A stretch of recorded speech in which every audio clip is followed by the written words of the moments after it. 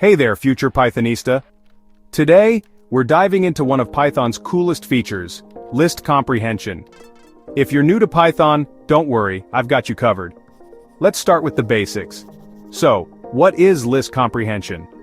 It's a concise way to create lists in Python. Instead of writing multiple lines of code, you can achieve the same result with just a single line. Sounds awesome, right? Let's see it in action with an example. Imagine you want to create a list of squares for the numbers 0 through 4. Normally, you might do it like this: squares equal sign for x in range 5. Pretty straightforward, but a bit wordy. Now check this out. Squares equal sign x asterisk asterisk 2 for x in range 5. Boom! You've just used list comprehension. Let's break it down. You're saying for each x in the range from 0 to 4, calculate x squared and put it in the list. So clean, so elegant. Now let's visualize how Python builds this list behind the scenes. First, it starts with an empty list.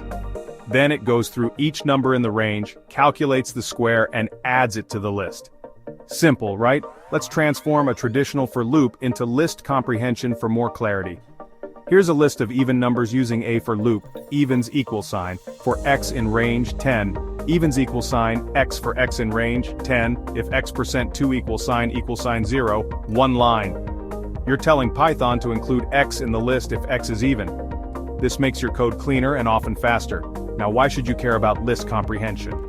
It's not just shorthand, it makes your code more readable and efficient.